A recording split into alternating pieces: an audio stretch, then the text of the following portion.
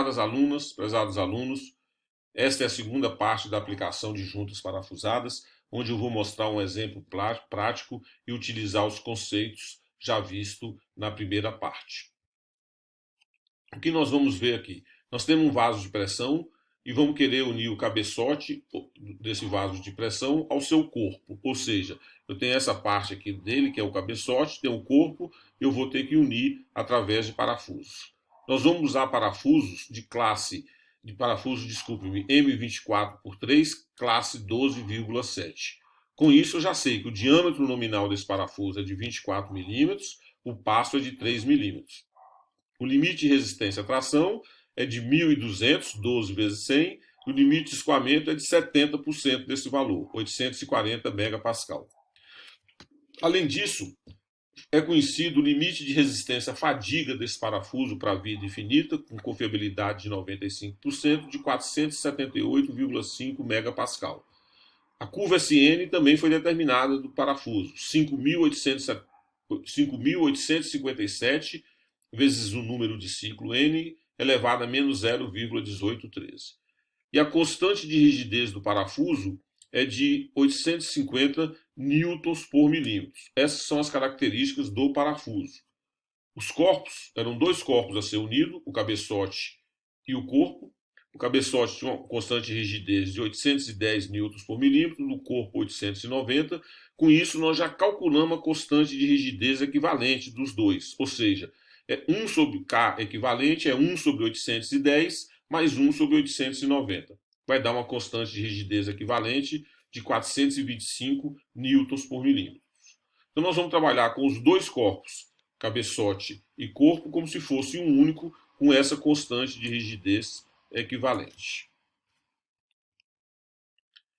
As forças por parafuso, ou seja, a força que cada parafuso suporta, provocada pela pressão interna, variavam de 0 a 120 kN. Essas forças elas eram monitoradas através do uso de extensômetros e a junta foi dimensionada para a vida infinita. A questão toda é que após 35 horas de operação, ocorreu uma sobrecarga no sistema e, em consequência, nos parafusos, fazendo com que a força máxima atingisse um valor de 180 kN. Ou seja, normalmente as forças máximas eram de 120, mas devido a essa sobrecarga aí de 1,5 vezes, a força máxima atingiu 180 kN. Eu quero fazer uma análise desse sistema sobre esta situação. Calculei a força atuante no parafuso, que é a força de montagem. Essa força de montagem também era conhecida, de 190.350 newtons, era conhecida, vezes a constante da junta, Kp sobre Kc mais Kp. Se vocês observarem, a constante de rigidez do parafuso ela é igual a 2 vezes a constante de rigidez dos corpos. Então eu substituí aí. Poderia ter substituído pelos valores originais também, tá certo? Então substituindo 2 Kcs, que é igual ao Kp, dividido por Kc mais 2Kc, vezes o valor da força externa na sobrecarga, chegamos a um valor da força no parafuso de 310.350 newtons.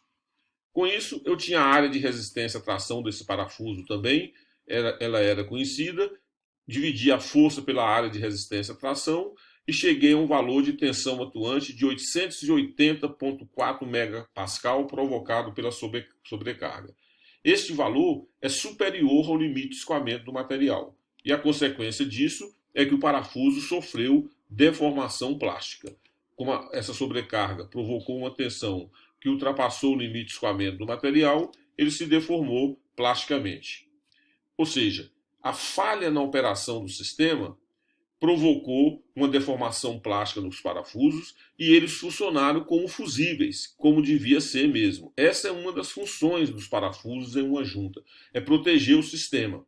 Esse parafuso ele foi dimensionado adequadamente para uma força máxima de 120 kN.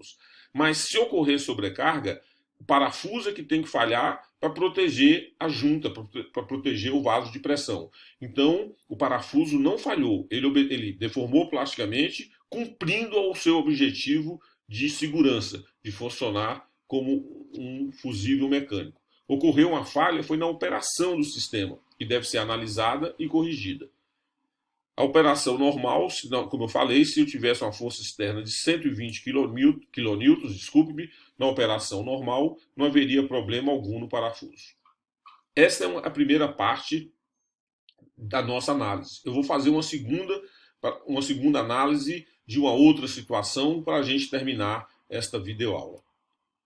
Nesse segundo caso, a operação do sistema foi corrigida para evitar sobrecargas, o vaso continua a funcionar normalmente até atingir 7.050 horas, aproximadamente aí 3 anos, só que nesse momento a monitoração era feita uma manutenção preditiva, indicou grandes variações nas forças atuantes no parafuso. O sistema foi desligado e foi detectada uma trinca no parafuso. Analisou-se esse parafuso, observou-se marcas de praia e chegou-se à conclusão de que ele estava falhando por fadiga. E é essa análise que eu vou mostrar para vocês. De novo, vou calcular qual é a força atuante no parafuso, que é a força de montagem, que já era conhecida. Kp, que é 2 vezes a constante de rigidez dos corpos, 2Kc sobre Kc mais 2Kc. Com isso, essa junta, eu não falei no exemplo anterior, mas essa junta aqui, se eu fizer um cálculo, ela vai ser igual a 2/3. 2/3. Ou seja, aqui eu vou cortar isso tudo aqui, significa que 2/3 da força externa vai ser absorvida pelo parafuso e somente 1/3 vai pelos corpos. É uma boa junta. Então, 2/3 da força externa de 120 mil somado com a força de montagem, eu chego que nessa situação normal de funcionamento, o parafuso vai estar submetido a uma força, desculpe-me, de 270.350 newtons. Vou calcular a tensão máxima atuante, que é a força no parafuso dividido pela sua área de resistência à tração, e cheguei que a tensão máxima atuante é de 766,9 megapascal, que é inferior ao seu limite de escoamento, como deve ser. Então, nesse caso aqui, no funcionamento normal, o parafuso estava bem dimensionado, ou seja, com tensão máxima inferior ao seu limite de escoamento. Mas o problema aqui não é deformação plástica, e sim fadiga. Para isso, eu tenho que calcular a tensão mínima. A tensão mínima atuante no parafuso, prestem atenção, é a força de montagem dividido pela área de resistência à tração. A força de montagem dividido pela área de resistência à tração. A tensão mínima, então, no parafuso é de 540 megapascal. Aqui eu faço uma observação que é muito importante. A tensão mínima atuante no parafuso não é zero. A força mínima atuante, a força mínima externa atuante é zero, ou seja, a força externa ela varia de 120 mil a zero. Quando a força externa é de 120 mil, a força no parafuso é esse valor. Quando a força externa é zero, substituir aqui, a força no parafuso é a força de montagem. Então, a força mínima no parafuso é a força de montagem. Com isso, a tensão mínima é esse valor. Com esses dois valores, eu calculei a tensão média, que é esse mais esse dividido por 2, e calculei a tensão alternada, este menos este dividido por 2. Os valores estão aí. Tensão média de 653 e alternada de 113,45 megapascal. Eu vou fazer uma previsão de vida usando a equação de Goodman. Vou substituir os valores calculados. A tensão alternada dividido pelo SN, eu tenho que usar o SN, que é o limite de resistência à fadiga para uma vida N, já que eu não conheço a vida do material, do parafuso. A tensão média dividido pelo limite de resistência à tração, 1 sobre o fator de segurança. O fator de segurança era conhecido de 1,3. Com isso, eu vou calcular o valor do SN. O SN calculado foi de 505,1 megapascal, que eu vou substituir na equação da curva SN, tá certo? Substituir o valor do SN calculado aqui na curva SN do material e calculei a vida, que deu 742.109,1 ciclos. Essa é a vida do material sobre essas condições de fadiga. Observem, mais uma vez, que eu não usei o limite de resistência à fadiga para a vida infinita. Eu não usei por quê? Porque o material apresentou uma falha e eu queria determinar a vida. Se eu usasse o SE, seria para a vida infinita. O material, eu não sei se ele tem vida infinita, então eu usei um SN e calculei a vida. Com isso, com esses 742 mil ciclos, a frequência de variação da força era de 0,03 Hz, o tempo de serviço que eu calculei usando essa análise de fadiga foi de 6.871 horas. Essa foi a minha previsão de vida. O dado real, o dado prático que foi analisado, ou seja, a falha foi observada com 7.050 horas. Observe que os valores são muito próximos, né? Ou seja, a minha previsão de vida chegou bem perto da realidade. Ou seja, a fadiga que estava ocorrendo era previsto de ocorrer trincas mesmo, com 6.800 horas de operação, sendo que na realidade foi detectada uma trinca com 7.050 horas.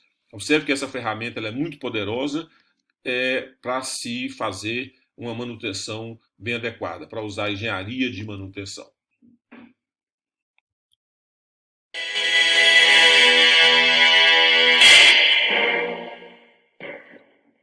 Com isso, nós terminamos essa apresentação e eu agradeço outra vez a atenção de vocês.